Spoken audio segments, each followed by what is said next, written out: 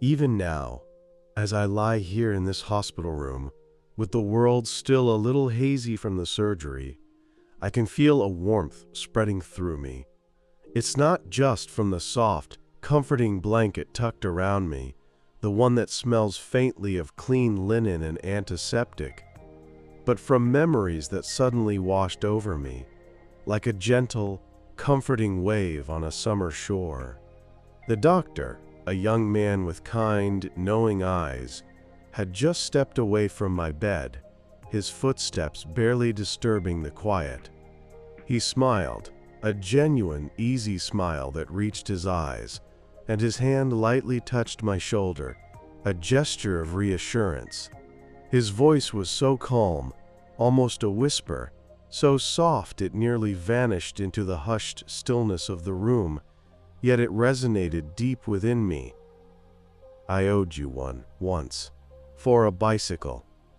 I lay there staring up at the ceiling, where the white tiles seemed to stretch and merge into an endless, dizzying labyrinth, my mind struggling to grasp the full meaning of his unexpected words. A bicycle? What on earth was he talking about? Some old debt? Something from a forgotten past? My brain, still a bit foggy from the lingering effects of the anesthesia, felt sluggish, trying desperately to gather the scattered pieces of this surprising puzzle. Strange words indeed, echoing faintly like a distant bell, something from a long-gone era, memories trying to break through the thick, cotton-like fog that enveloped my consciousness, making everything feel distant and muffled. A bicycle. Where, in my long life, could I have possibly owed him for a bicycle? Was this just a dream, a vivid hallucination brought on by sickness and the powerful medications they'd given me? But his eyes, there was something subtly, undeniably familiar about them, something that tugged at a forgotten corner of my mind, something that made me strain to look closer, trying to catch every single nuance, every tiny detail. He turned and walked away, his presence fading, but his words, those simple, profound words, stuck firmly in my head, spinning endlessly like a broken record, repeating the same curious phrase over and over. For a bicycle.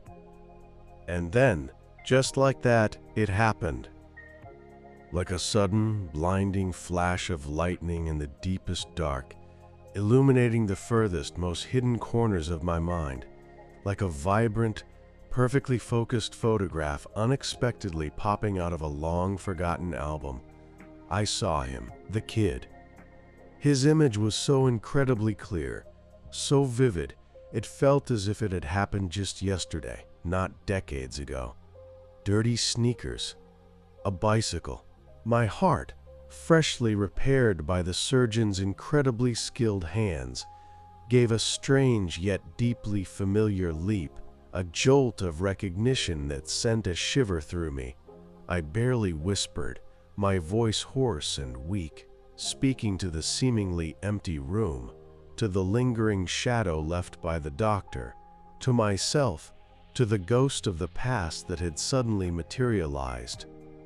"You're that kid with the dirty sneakers, aren't you?"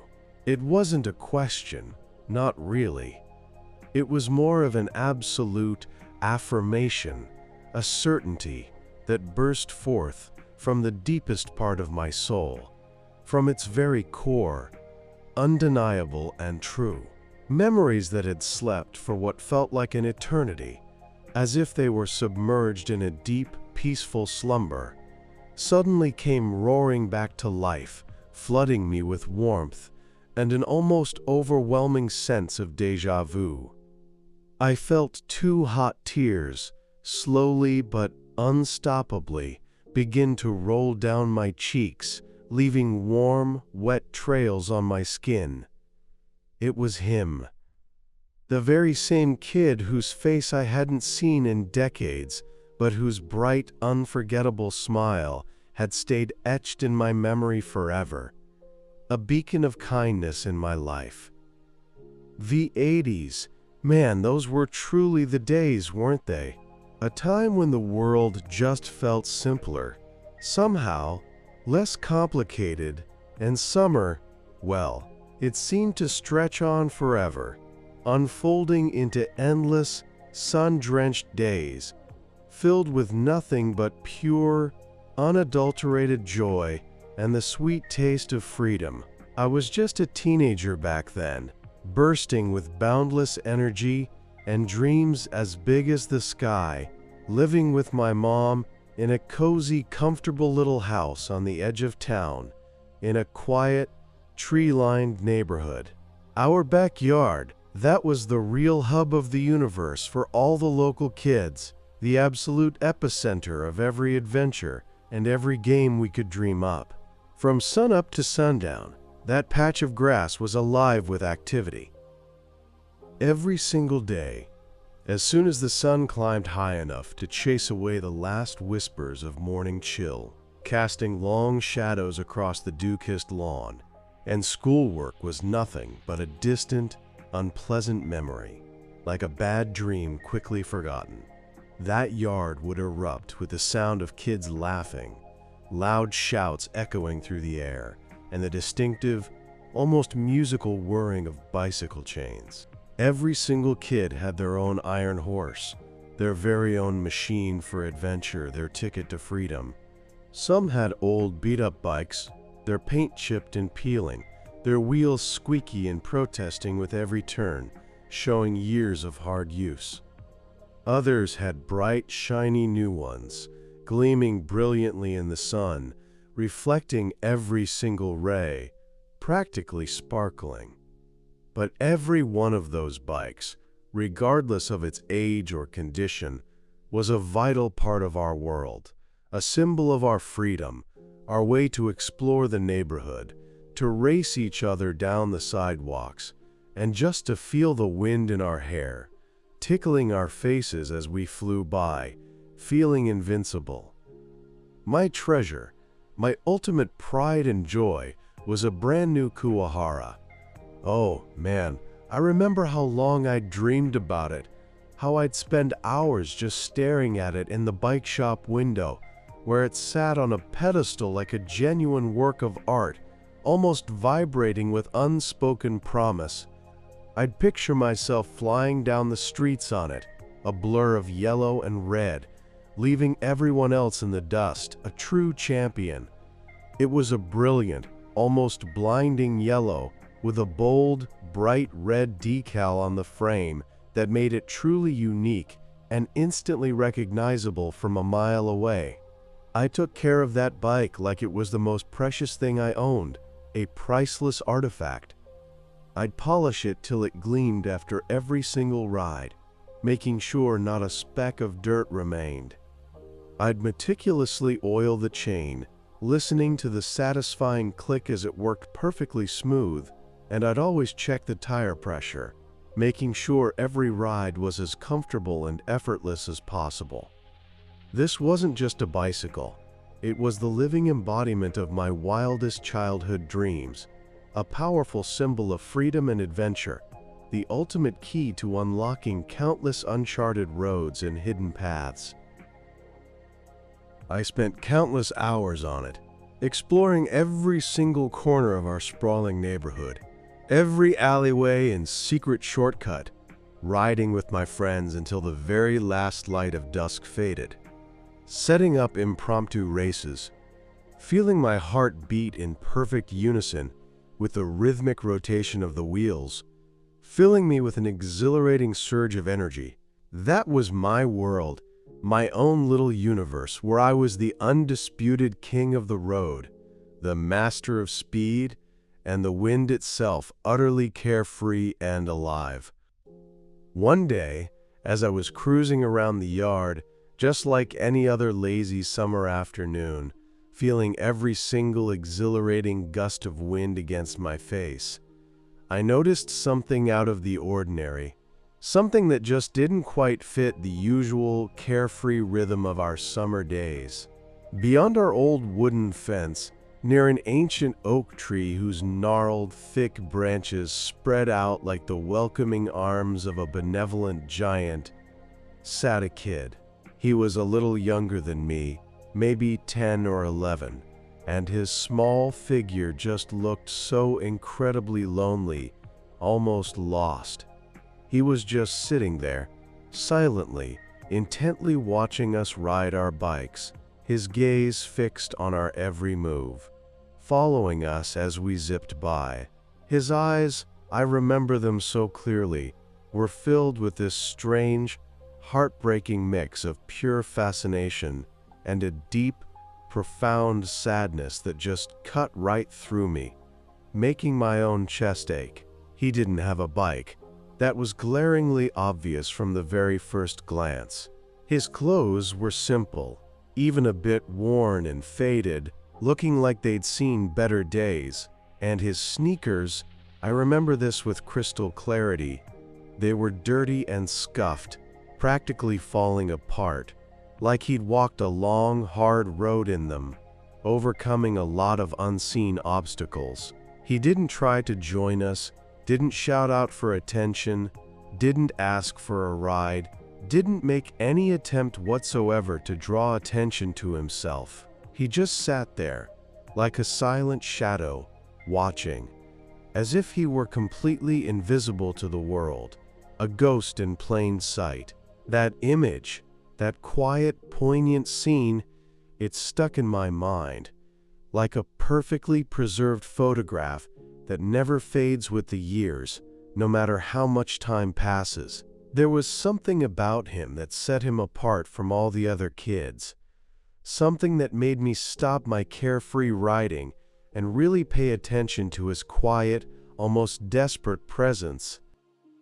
He was an outsider in our seemingly perfect little world of bikes and endless carefree summer, almost like he'd wandered in from another dimension, a place where joy was a luxury. His silent presence was so expressive, so incredibly eloquent, that I just couldn't ignore it, not even for a moment.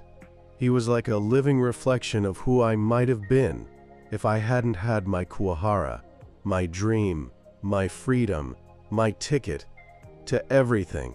That was the very first seed that fell into the fertile soil of my soul, a tiny, unassuming seed that would later sprout, giving rise to changes that would profoundly alter my life, opening up entirely new horizons for me, horizons I never knew existed. I continued to ride, but his image wouldn't leave my head. It just kept swirling around in there, like a persistent, haunting tune, a melody I couldn't shake. Who was he? Where was he from? Why was he just sitting there watching, instead of joining the game, the laughter, the joy, the life that was happening all around him? Those questions spun endlessly in my head, a whirlwind of curiosity, and I knew deep down that I couldn't ignore them for long. His silent gaze was more powerful than any words. It spoke volumes about a need for help, a desperate yearning for hope, a silent plea for connection. That kid, as it turned out, was brand new to our neighborhood, and his arrival was as unexpected as the first snow in November, catching everyone by surprise. His family, a big one with lots of kids, and seemingly not very well off, had just moved in from another town, probably looking for a better life, a fresh start.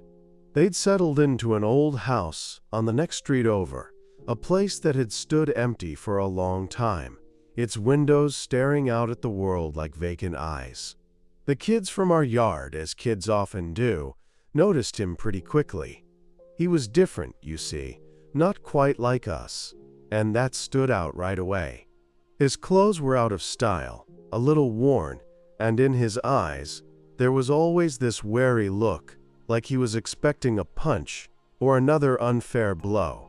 Some of the older boys, the ones who liked to show off their toughness, they started to tease him, just like new kids often get.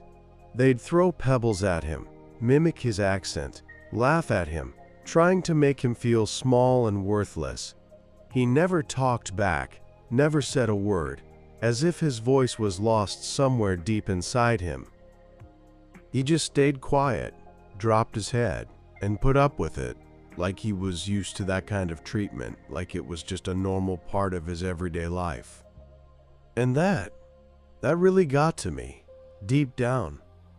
I watched it all from the sidelines, feeling this strange mix of outrage and profound sympathy. I just didn't like how they were treating him. It felt unfair, cruel, and I knew, deep in my gut, that I had to do something, anything. I remember one afternoon, he was sitting on an old fallen tree trunk by the roadside, just watching us ride our bikes, his gaze completely fixed on our every move. His face was so sad, and in his eyes there was this yearning, this deep longing that just cut right through me, making my own heart ache with a quiet pain. I stopped my bike, hopped off my Kuwahara, and walked over to him, feeling my heart beat a little faster with a mix of nerves and determination.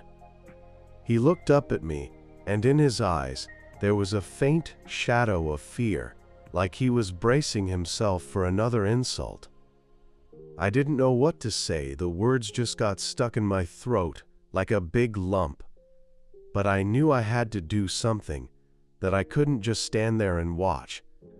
I looked at my bike, then back at him, and suddenly, a simple yet incredibly bold thought popped into my head, one that felt absolutely brilliant at that moment. "Want to ride it?" I asked, pointing to the seat of my Kuwahara, and my voice sounded a little uncertain, a little shaky. He looked at me in surprise, then at the bike, as if he couldn't believe his ears, as if this was some kind of dream he was having. "Just once?" I added, trying to make my voice sound as calm and friendly as possible, hoping he'd feel safe, feel that this was a genuine offer. He hesitated, his eyes darting back and forth between me and the bike, as if he was trying to figure out if this was a trick, a real offer, or if he should trust me. Then, very slowly, he stood up, his movements cautious, almost tentative. I held out the bike to him, steadying it so he wouldn't fall, feeling his hand lightly touch mine as he took the handlebars. He carefully sat on the seat, his hands gripping the handlebars tightly, as if he was afraid the bike would just vanish into thin air. I let go of the bike, and he rode off. At first, he was a bit wobbly, swaying from side to side like a rookie. Then he got faster and more confident, picking up speed with every pedal stroke. I stood there, watching him ride away, and then he turned around and came back, and on his face, for the very first time that day, a smile appeared. It was bright, genuine, the kind that lit up everything around him, like the sun bursting through the clouds. It was the first smile I'd seen on his face, and it was so infectious that I couldn't help but smile back, feeling a surge of pure joy. He rode a few more laps, then came back to me, his eyes shining with happiness, like two bright stars. "Thank you," he whispered, and in his voice there was so much gratitude that it touched my heart right down to its core. This wasn't just a bike ride. This was a moment when he felt like he was part of something, a moment when he felt accepted, a moment when he felt truly alive. And I knew, right then and there, that this was just the beginning of something much bigger, something that would change both our lives in ways we couldn't yet imagine. The very next day, I woke up with this strange yet incredibly clear thought buzzing in my head, like a persistent bee in a blooming flower, refusing to let me focus on anything else. It had been swirling around since early morning, a quiet but insistent voice. I kept remembering his smile, those shining eyes, and his soft, heartfelt "thank you" that had sounded so genuinely sincere. And I just knew, deep down, that I had to do something more, something bigger than just letting him take a ride. It was not merely a desire to share. It was this profound inner conviction that it was the right thing to do, that it was almost my duty, a calling. I decided then and there to give him my bicycle. Yes, that's right. Give it away. Not lend it for a day, or let him borrow it for a week, but give it to him forever. No strings attached, no conditions. This was a bold decision for a teenager, because that Kuwahara was my pride and joy, my dream come true, my loyal companion with whom I'd spent countless hours. But something inside me kept telling me it was necessary, that it was the only real path forward, the only right thing to do. I went to find my mom, who was sitting at the kitchen table, calmly reading the newspaper, her face serene. She was a truly kind and understanding woman, always ready to listen, but I knew this news would surprise her, maybe even shock her a little. "Mom," I started, trying to sound as confident as possible, wanting her to believe in my words, to see the sincerity in my eyes. "I want to give away my bicycle." She slowly lowered the newspaper, her eyes wide with surprise, her gaze filled with a mix of confusion and disbelief. "To whom? And why on earth would you do that?" she asked, setting the paper down on the table. Her voice was calm, but I could hear a hint of worry in it, a touch of concern. I told her all about the boy, about how he'd sit by the fence, watching us with those sad, yearning eyes, how he'd lit up when he rode my bike, as if it was the happiest thing that had ever happened to him.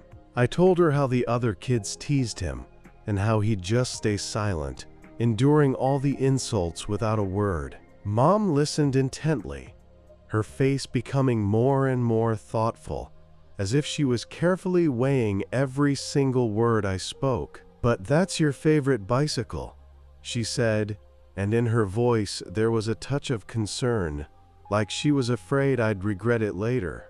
"You dreamed about it for so long. You saved up your own money for ages to get it." She was against it at first, naturally, trying to talk me out of it.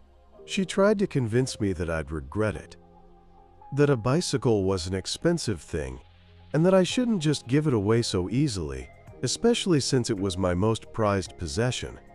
She talked about how I'd be without a bike myself, how I'd get bored, how I wouldn't be able to ride with my friends, how I'd lose a part of my life. But I stood my ground, feeling this strange inner strength. I felt it was right, that it was the only possible way, the only true path. "I've got legs, Mom," I said, looking her straight in the eye, trying to convey all my determination. "I can walk, I can run, but he's got nothing but sadness in his eyes right now, and I want to change that." Those words, they seemed to touch her heart, breaking through her initial resistance. She looked at me, and in her eyes, understanding dawned, as if she suddenly saw something much deeper than just a childish whim. She knew I wasn't just saying it. She knew it came from my heart, from the very core of my soul. She sighed, a long, quiet sigh, but she didn't argue anymore, as if she'd accepted my decision. She just nodded, and I knew she'd given her consent, that she was supporting me, truly supporting me. I took the bicycle, wheeled it out of the garage where it had stood, gleaming in the sunlight, and headed for the next yard over. I didn't even remember the kid's name.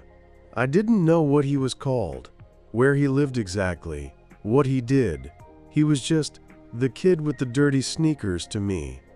But that didn't matter. What mattered was what I could do for him, what I could do to change his life. I saw him near the house, sitting alone again, his figure looking so solitary, so small. I walked up to him, and he looked up at me, again with that same wary expression, as if he was bracing for a blow. "This is for you," I said, holding out the bicycle to him, and my voice sounded firm, steady. He looked at me in confusion, then at the bike, as if he couldn't believe his eyes. "Forever," I added, trying to make my voice as convincing as possible, so he'd understand it wasn't a joke, it was real. He couldn't believe it. His eyes widened, and on his face appeared such a mix of surprise, pure joy, and deep gratitude that it was truly unforgettable. He took the bicycle, his hands trembling slightly, as if he was afraid it would simply vanish. He didn't say a word, just nodded, and in his eyes, there were so many emotions, they were impossible to describe. Then he sat on it and rode off.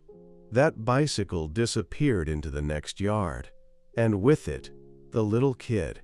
I stood there, watching him go, feeling a strange sense of emptiness, but at the same time, an incredible lightness, as if a heavy burden had been lifted from me. I had given away a part of myself, but I had gained something far greater, the feeling that I had done something important, something that truly mattered, something that would change someone else's life. At school, of course, the questions started right away, because my absence on my bike was pretty noticeable. "Hey, where's your ride?" My friends would ask when I showed up on foot, their eyes wide with surprise. It was unusual, you see, because I was always on my bike. It was like an inseparable part of me, my shadow. I didn't want to tell them the whole truth. Not because I was ashamed of what I'd done, not at all, but because I didn't want it to sound like bragging, or worse, for them to start talking about that kid, who was already the target of enough teasing. So I just cooked up a simple answer that seemed perfectly believable to me. The frame cracked. It was plausible enough that they didn't ask too many follow-up questions, and they just nodded, taking my word for it. They didn't press, which was a relief. Summer stretched on, long and hot, and I walked everywhere, feeling every step, every pebble under my worn sneakers.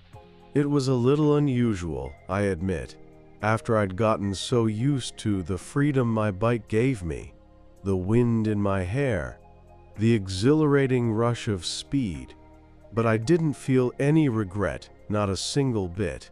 On the contrary, I felt this strange, profound lightness, like a heavy burden had been lifted from my shoulders, a weight I hadn't even realized I was carrying. Every now and then, I'd catch a glimpse of that kid. He was out riding with the other kids now, his figure looking so lively, so full of energy. His dirty sneakers were still on his feet, but now he was sitting on my bright yellow Kuwahara with the red decal, and the bike, it just looked perfect on him, like it was always meant to be his. He looked genuinely happy, his face absolutely beaming. He was laughing, racing around with the other boys, and his smile was just as bright and infectious as it had been that first day I let him take a spin. It was truly contagious. I'd watch him from a distance, and in my heart, there wasn't a single drop of regret, not a shadow of doubt. Instead, I felt this deep, profound satisfaction that spread through my entire body. A warm, comforting glow. It was not the kind of satisfaction you get from winning a race, or from a brand new gift, or from getting praised.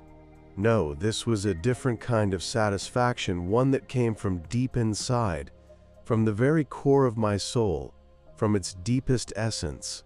It was the feeling that I had done something good, something that truly mattered to another person, something that had genuinely changed his life for the better. I saw how he was integrating into our group, how he was making friends, how he was becoming a real part of our world, and it was a beautiful thing to witness. And I knew without a doubt, that my bicycle had played its part in all of this, becoming a catalyst for change, a stepping stone to a new life for him. This was not just satisfaction. It was a feeling of absolute rightness, a sense that I had acted according to my deepest principles, my truest self. I never told anyone about what happened, not a soul. It was my little secret, my personal act of kindness that I kept tucked away in my heart. I just kept living my life, walking everywhere, playing with my friends, and feeling that I had done something important, something that would stay with me forever, a quiet triumph. It was like a small flame burning in my soul, warming me from the inside out, bringing me a deep sense of peace and contentment. And even though I no longer had my bicycle, I felt richer than I ever had before, richer in experience, in emotion, in understanding. It was a lesson I learned at a very young age. The true value of things isn't in owning them, but in the joy they can bring to others, in the way they can transform someone's life, even in the smallest ways. Many, many years passed after that summer. The seasons spun by, one after another, as they always do. Summer gave way to autumn, bringing with it a riot of golden and crimson leaves that danced in the crisp air.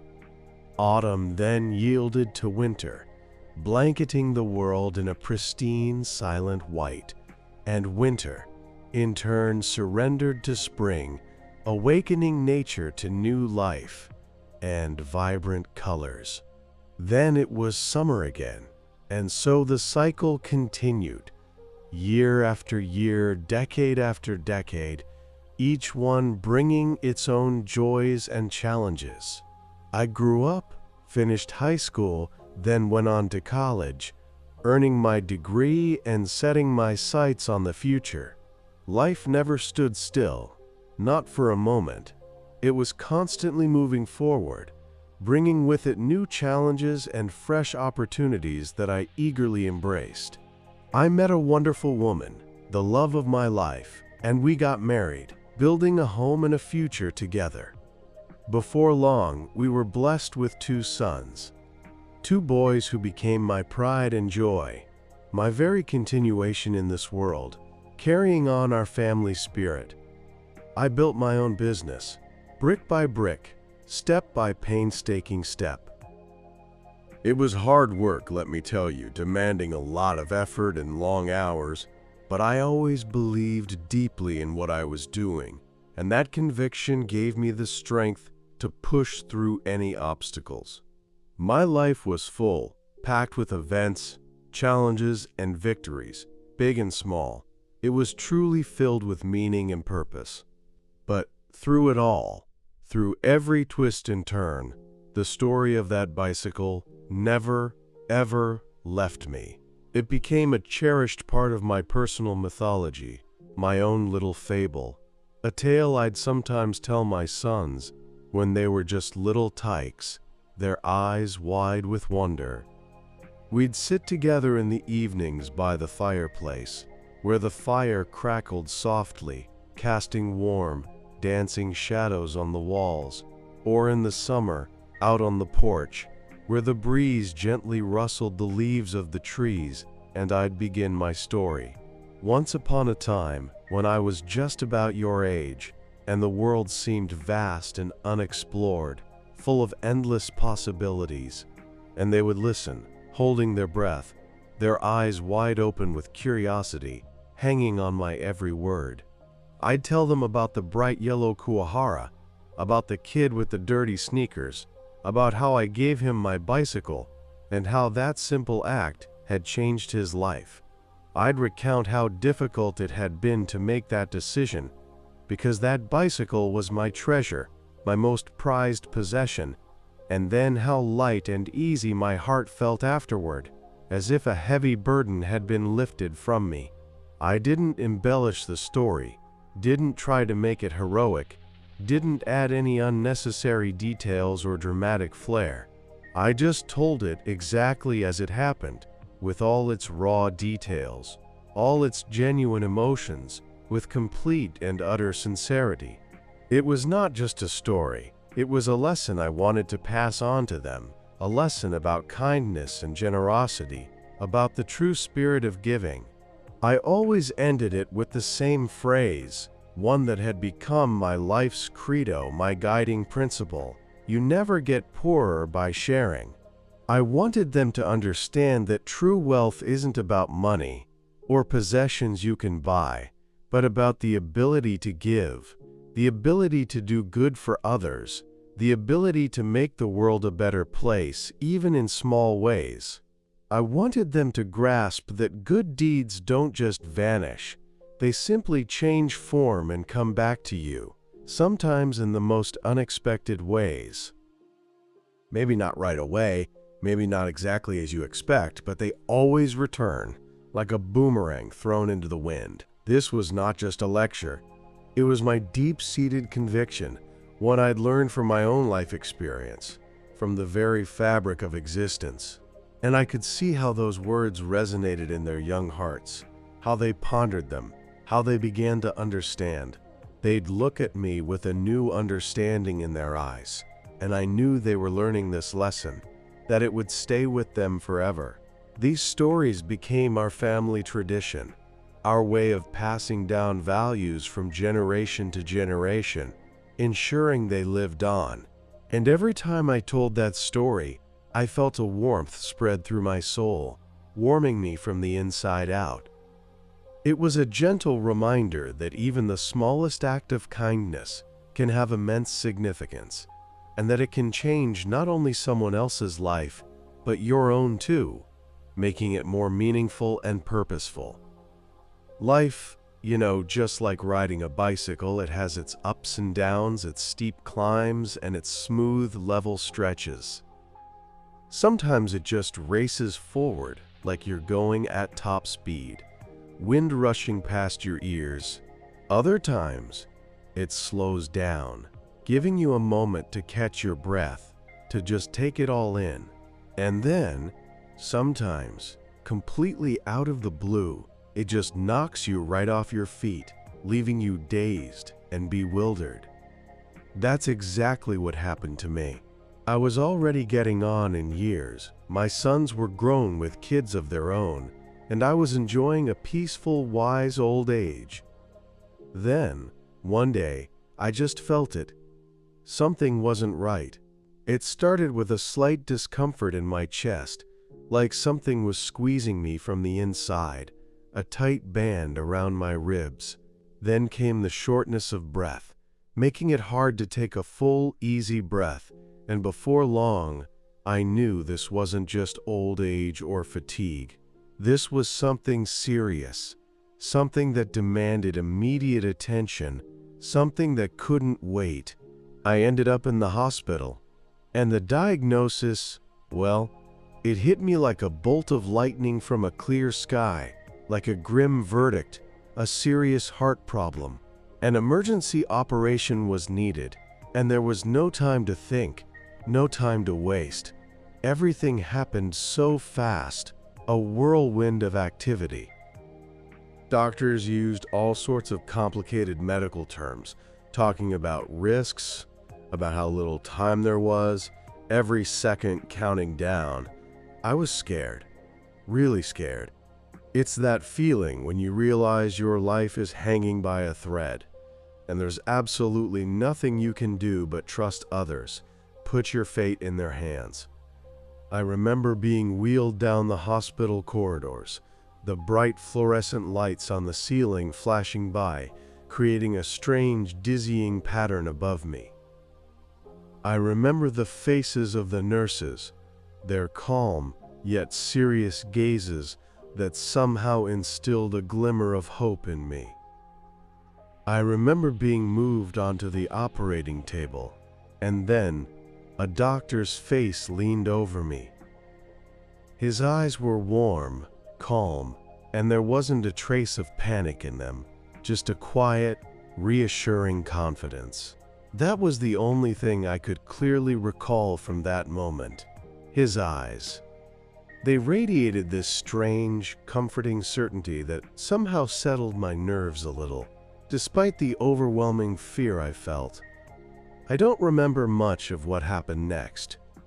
The anesthesia quickly took hold, and I drifted off into a deep sleep, into a world of oblivion. I don't remember any pain, any fear, nothing at all, except for those warm eyes. They were like a tiny lighthouse in the dark, stormy sea of my consciousness, pointing the way, guiding me through the unknown.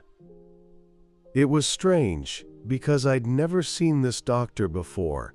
His face was completely unfamiliar to me. But his gaze was so confident and kind that I felt I could trust him with my life, with my very destiny. It was an intuitive feeling, one that emerged at that very moment when I was most vulnerable, when I desperately needed help, when I was at my lowest. After the surgery, I woke up in the recovery room. My body felt heavy, like it was filled with lead, and my head was hazy, as if I'd just emerged from a long, deep sleep. But I was alive.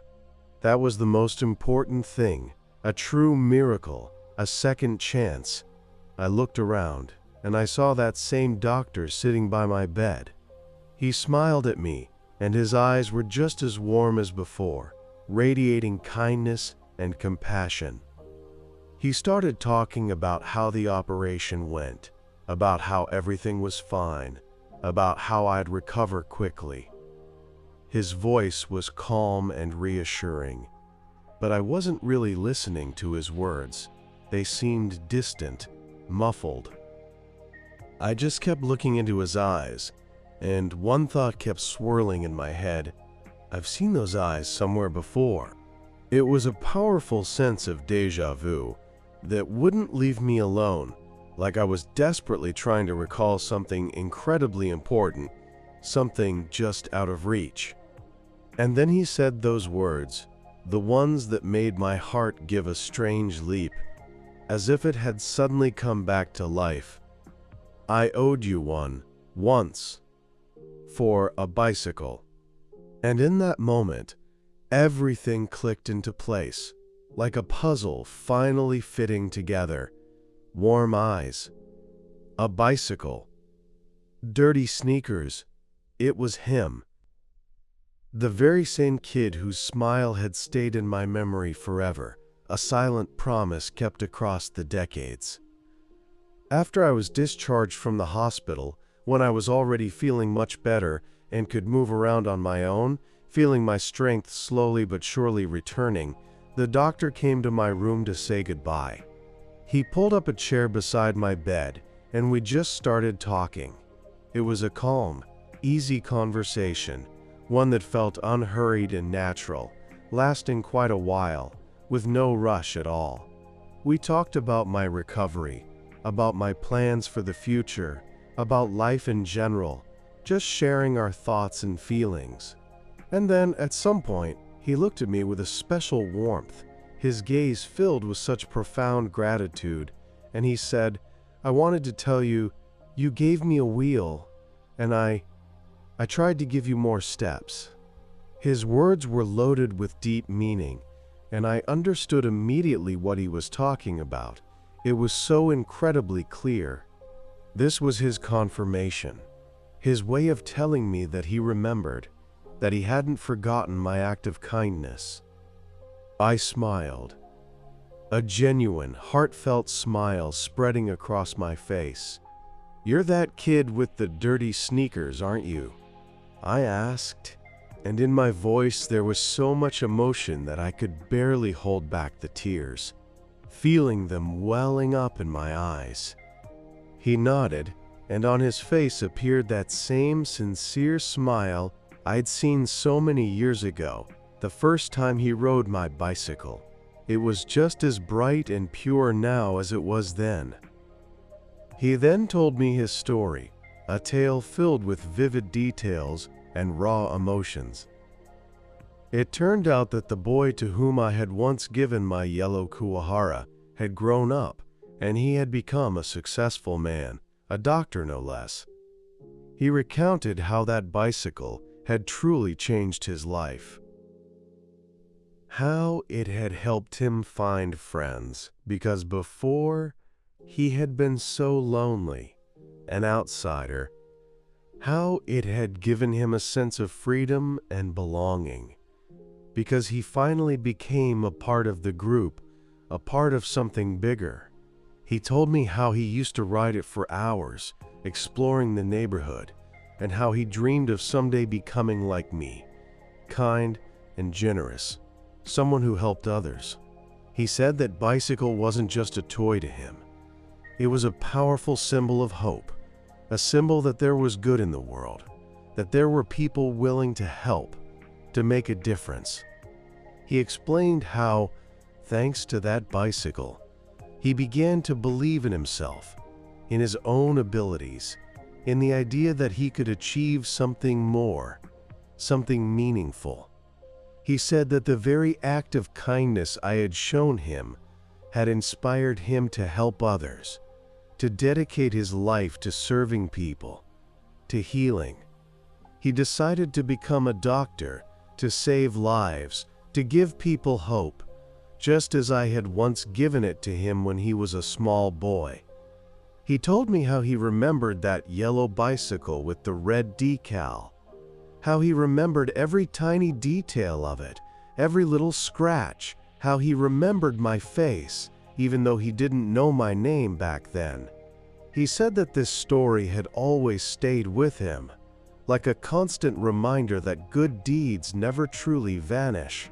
He explained how, when he found out I was his patient, he immediately knew who I was, because my story, our story, was so unique, so unforgettable. He said it was a great honor for him to have the opportunity to repay me for what I had done for him all those years ago. It was his calling, his purpose. He said he had always believed that good comes back around, and that this situation, my being his patient, was clear proof of that, because it was so unexpected, so serendipitous. I listened to his story, and my heart filled with an incredible warmth that spread through my entire body, a feeling of pure contentment. It was a feeling that was impossible to put into words. It was so deep, so profound. It was the realization that my life, my actions, had mattered, that they hadn't been in vain. It was the feeling that the kindness I had sown so many years ago had yielded such beautiful fruit, and it was a true miracle, a testament to the power of human connection. I was sitting in the park, on an old wooden bench, feeling the warm sun on my face, a gentle breeze rustling through the leaves above. I watched my grandchildren, who were chasing each other along the pathways, laughing and shouting their own childish secrets, their voices filled with pure, unadulterated joy. The sun was warm, the wind was light, and everything around me seemed so peaceful and harmonious, as if the world had simply paused for a moment, holding its breath. My thoughts, though, drifted back to the hospital, to that conversation with the doctor, to that strange, almost unbelievable coincidence that had utterly changed my perception of the world, of its inherent fairness and interconnectedness. I found myself thinking, what if I hadn't given him that bike back then? What if I had listened to my mom, who was worried I'd regret it? What if I had been selfish and held onto my brand new Kuwahara, clinging to my prized possession? What if I had just ridden past that boy, who was sitting by the fence with those sad, longing eyes, without even giving him a second glance? What then? Would everything have turned out the same? Would he still have become a doctor, a healer of hearts? Would he still have found his way in life, despite all the hardships and obstacles he faced? Maybe so. Or maybe not. I'll never truly know. And that, I suppose, is part of life's great mystery. Its beautiful, unpredictable tapestry. I pondered the consequences of that seemingly insignificant act, that small gesture of kindness I had made so many years ago. There might not have been a medal, one he might have earned for his achievements in school, because that bicycle had given him a newfound confidence, helped him to truly open up and believe in himself. There might not have been the career he built, because that very act of kindness had inspired him to help others, to dedicate his life to medicine, to healing. And, perhaps, there might not have been my own salvation. I shivered at that thought. It was so chilling, so profound. It was terrifying to imagine that my life, my very present existence, depended on that one small, seemingly unimportant act one had performed decades ago. It was like the butterfly effect, where the smallest flap of a butterfly's wings can cause a hurricane on the other side of the world, changing everything in its wake. But then again, maybe everything would have happened just the same. Maybe he would have found his path regardless. Maybe I would have survived anyway, who knows? Life is a complicated thing, full of twists and turns, and we can never predict all its surprises, all its hidden paths. But in my heart, it felt warmer. That was the main thing, the undeniable truth. A feeling of warmth, of peace, of deep satisfaction that spread through my entire body, a comforting glow. It was the feeling that I had done something right, something that mattered, something that would stay with me forever, etched into my very being. It was not about getting something in return, not about being saved. It was about giving, without expecting anything back, just doing it simply, from the bottom of my heart. And that feeling, it was priceless. It was better than any awards, better than any money, better than any recognition. It was true wealth, the kind I carried in my soul, and one that no one could ever take away from me. I looked at my grandchildren, laughing and running, filling the world with their boundless joy, and I thought about how important it was to pass this lesson on to them. A lesson about kindness, about generosity, about how every action, no matter how small, truly matters, even the ones that seem insignificant, almost invisible. About a week after I got back home from the hospital, once I was feeling significantly better and could truly enjoy the quiet comfort of my own four walls, something completely unexpected happened. I was sitting in the living room, completely absorbed in reading the morning newspaper, when I heard a knock at the front door. It was the mailman, delivering a rather large package. I looked at it with a puzzled expression, because I hadn't ordered anything and I certainly wasn't expecting any gifts from anyone. There was no return address on the package, just my name and address, written in a neat, familiar hand. I carefully began to unwrap it, feeling a slight flutter of excitement and curiosity. Inside, gently wrapped in a soft, protective cloth, lay a model bicycle. It was exactly like my old Kuwahara, right down to the tiniest details. The bright yellow frame, the vibrant red decal, even the small scratches and imperfections were perfectly replicated. It was like a journey back in time, a sudden return to my childhood, to those carefree, sun-drenched days of endless summer. The model was so expertly crafted, so meticulously made, that it almost seemed as if it would start rolling away on its own, as if it were alive, ready to ride. I picked it up, and it felt so light, so delicate, a true work of art, a miniature masterpiece. Beside the model, nestled in the wrapping, was a small note. I carefully unfolded it, and the handwriting was instantly familiar to me. It was the handwriting of that doctor, that kid with the dirty sneakers, the one who had saved my life. I began to read, and my heart filled with a warmth that spread through my entire body, a comforting, all-encompassing glow. "You gave me speed. I tried to give you time," the note read. Those words were so simple, yet at the same time so incredibly profound, brimming with deep meaning. They were filled with gratitude, with respect, and with an understanding that pierced right through me, touching my very soul. He remembered. He hadn't forgotten. He had repaid me, not out of obligation, but from a place of genuine appreciation. This was not just a gift. It was a powerful confirmation that kindness doesn't just vanish, that it always finds a way to come back around. It was proof that my words, my actions, had truly mattered, that they had left a lasting mark on the world, a ripple effect. It was the feeling that I had done something right, something that had long-term consequences that I couldn't even have imagined back then, something that had come full circle. I sat there, holding the model bicycle in my hands, and just gazed at it.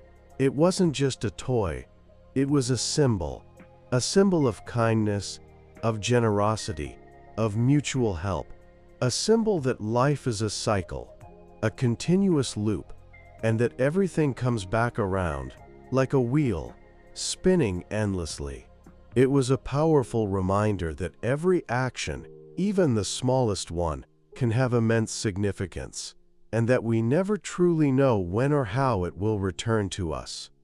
This was one of those moments when you realize that the world isn't just a random collection of events, but a complex, interconnected system, where every action has its consequences, both seen and unseen, and that goodness, true goodness, always finds its way back, to warm you from the inside, to fill you with a deep, abiding sense of peace.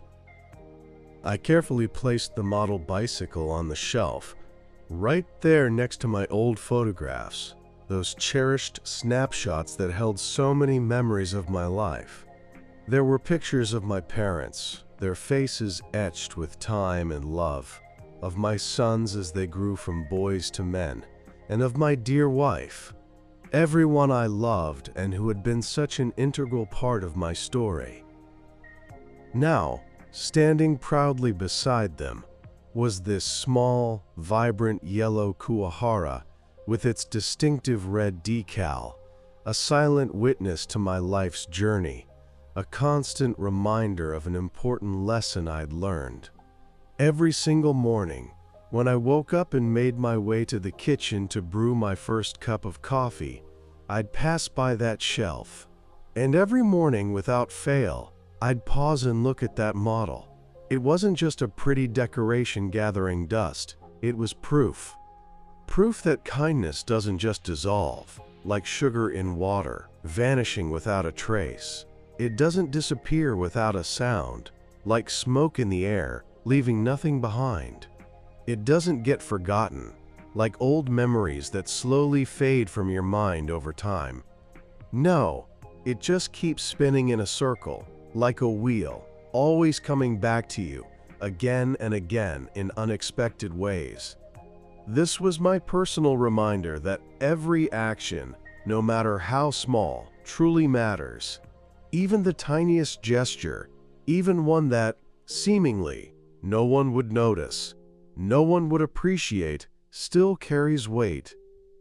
I'd recall that day so vividly when I gave away my bicycle. I'd remember the sad eyes of that boy, his worn, dirty sneakers, and then that first radiant smile that lit up his entire face. I'd remember how my mom was against it at first, how I stood my ground, how I just felt, deep in my bones, that it was the right thing to do, the only path I could take. And I'd remember how he rode off, and how I stood there, watching him disappear, feeling a strange sense of emptiness, but at the same time, an incredible lightness, as if a heavy burden had been lifted from my soul. Back then, I had no idea that this simple act would come back to me so many years later, in such an unexpected way, saving my very life. I didn't know that this little boy would grow up to become the doctor who would save my life, who would give me another chance, another precious moment in time. I simply did what I believed was right, guided by my heart, by that quiet inner voice. And that was enough. That was the most important thing. This model bicycle became a profound symbol for me, a symbol of faith in goodness, a symbol of hope, a symbol that the world is a better place than we sometimes think, that there's always room for a little miracle, a little magic. It was a constant reminder that we are all connected, intertwined in ways we can't always see, and that our actions have consequences that we can't always predict, but which will surely come back around. It was a feeling of deep inner peace that spread through my soul every time I looked at that model. It was the realization that I had lived my life for a purpose, that I had done something important, something that truly mattered, something that would leave a legacy after I was gone. And that was the most valuable thing I could ever possess. It was my personal confirmation that goodness is a powerful force that moves the world, and that it always finds its way back to warm you from the inside, to fill you with light and serenity. One day, while I was rummaging through some old stuff in the garage, where the air smelled faintly of dust and old wood, a scent that always brought back a flood of memories, I stumbled upon something that made my heart beat a little faster, like I'd just unearthed a hidden treasure. It was an old, time-worn bicycle frame. It was rusty, a bit bent in places, but I recognized it instantly, without a moment's hesitation. This was the frame from my very first bicycle, the one I had before the Kuwahara, the one that had been my first true iron horse, my first taste of real freedom. It had been lying there, forgotten, tucked away among old tools and dusty boxes, as if patiently waiting for its time to come again. I picked it up, and in my hands it felt so light, so fragile, yet it held so many memories, so many stories within its worn metal. I decided, right then and there, that this was a sign, that it wasn't just a coincidence.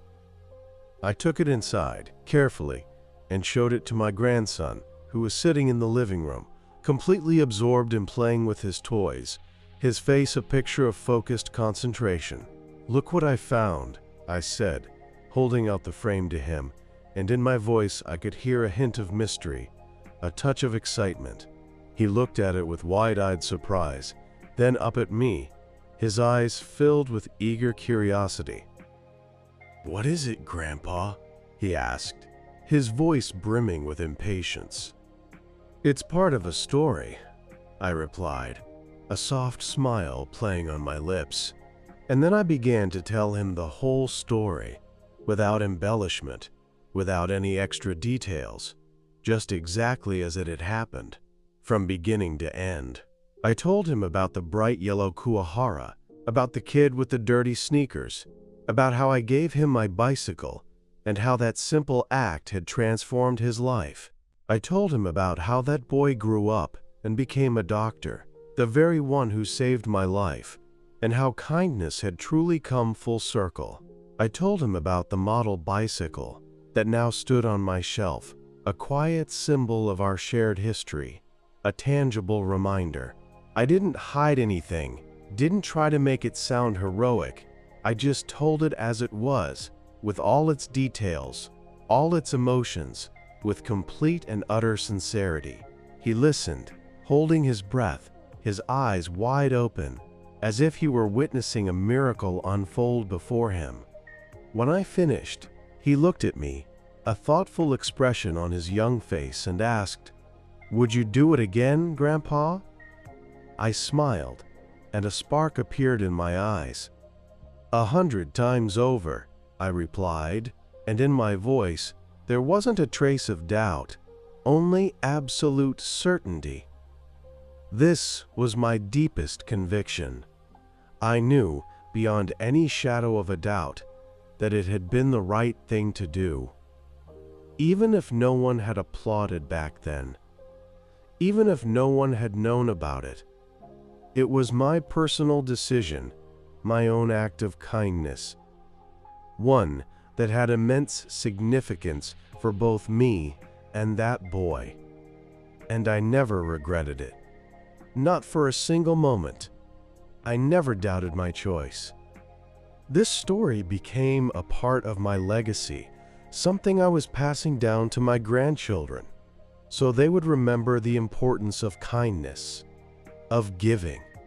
It was a lesson about goodness, about generosity, about how every action, even the smallest one, truly matters, even the one that seems insignificant, almost invisible.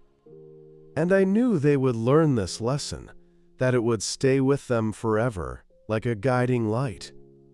I look at the model bicycle on the shelf, gleaming softly in the morning sunbeams. Then I glance at the old frame I gave my grandson, which now sits in his room, waiting for its new life, its next chapter. And in that moment, it all becomes so clear to me. We never truly know what kind of wheel we're setting in motion. We perform actions, big or small, sometimes barely noticeable, and they go out into the world, like a stone tossed into a still pond, creating ripples that spread far beyond our immediate sight, touching and influencing the lives of countless other people. The moral of this story, you see, it's simple, but it's as deep as the ocean itself. Not every good deed is seen. Not every act of kindness gets applause, or awards, or public recognition, or even a loud word of thanks. But every single one is important. Every act of goodness, even the smallest, leaves its mark on the world, subtly changing it, making it a better, brighter place, one quiet moment at a time. Sometimes we get to see how that goodness comes back to us, just like in my story with the doctor, when it arrives at the most unexpected moment, a true blessing. And sometimes, well, sometimes we don't. But that doesn't mean it vanishes, that it dissolves into nothingness, into oblivion. No, it just changes form, transforming into something new. And it continues its journey, impacting the lives of other people, creating new stories, new opportunities, new lives, new cycles of kindness. I smile, a soft, genuine smile spreading across my face. I gave away a bicycle, and it turned into a life, I say to myself. And in my words, there's a deep sense of satisfaction, a profound peace, and a clear understanding that settles in my heart. This, right here, this is the metaphor for my life, for my understanding of the world, for my entire philosophy. Some gifts don't end. They just keep rolling on. They don't stay static. They don't disappear. They continue their movement, creating new stories, new possibilities, new lives, new cycles of kindness. And that, my friends, that's the most beautiful thing there can be. That's what gives meaning to our very existence, making every moment count,